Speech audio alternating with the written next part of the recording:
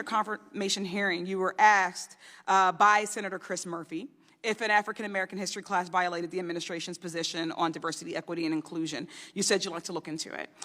You've been on the job for a few months now. Have you been able to look into it?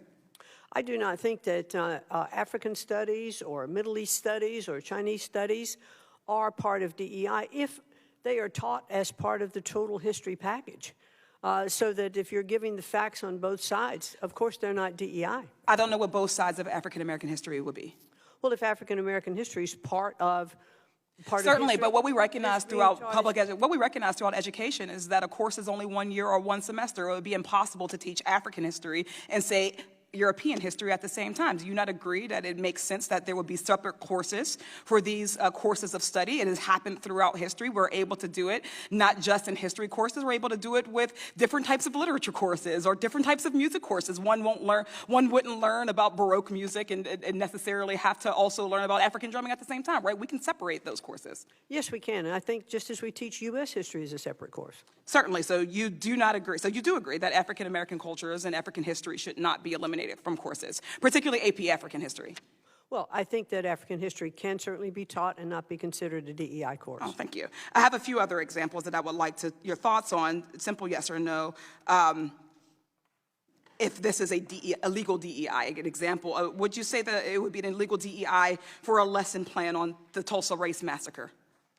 I'd have to get back to you on that. Do you know what the Tulsa Race Massacre is? I'd like to look into it more and get back to you on it. Okay, so I look forward to that. How about the book Through My Eyes by Ruby Bridges, for instance? I haven't read that. Have you learned about Ruby Bridges? If you have specific examples you'd like That to was a cite, specific example. I'll be very happy. It was an incredibly specific example.